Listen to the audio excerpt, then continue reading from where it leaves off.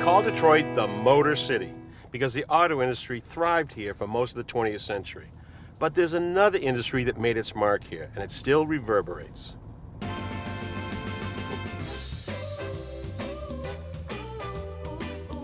Detroit will forever be associated with Motown, a sound that caught the country's imagination back in the 60s. At a time when the civil rights movement was in its infancy, Motown taught a new generation that it was cool to have soul. These neighborhoods are where it came from. If you were driving through this neighborhood back in the 60s and you went by this house right here, that's the home of Stevland Hardaway Morris, better known as Stevie Wonder. He signed his first Motown contract at 11 years old. Belmont Street. It's holy ground to Motown fans. Miracles happen here. Smokey Robinson and the Miracles. Smokey grew up on this street and was one of the first artists signed by Motown. In 1960, the single Shop Around became Motown's first million seller. And just down the street from Smokey lived another Motown legend, perhaps the most famous of them all, Diana Ross. She and the Supremes were the most successful Motown act with 12 #1 singles. And if you're a Motown fan like I am, there's one more neighborhood you gotta see. This was the world headquarters for Motown Records in the 60s.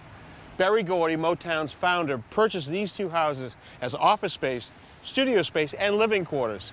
These two houses helped generate the sounds of the 60s. Today, it's the Motown Museum, and it's a must-stop for any tourist in Detroit.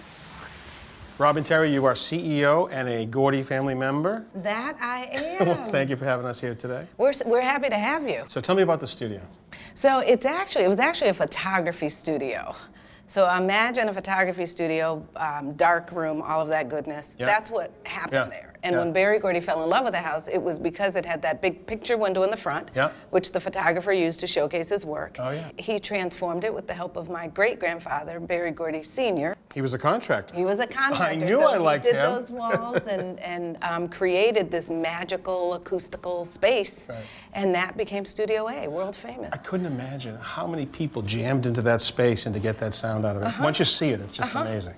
Our visitors come from all over the world so that they can stand in Studio A and literally stand in the footsteps of these musical greats. Yeah. It's quite a story. You know, I really thought that Diana Ross loved me more than anybody when I listened to the music. She did. You're a good liar. She did, she did. Thank you so much. And what's the future hold? The future is really bright for Motown Museum. We just announced a major expansion of this facility. Great. And so we look forward to bringing that to fans all over the world. Well, thank you for the tour. We wish you nothing but the best. Oh, thank you for coming. I'm off to see Studio A. Have fun. So in 3, 2, 1.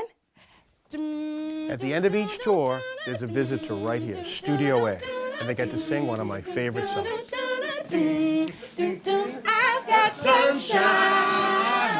There we go. On a cloudy day. I got no rhythm.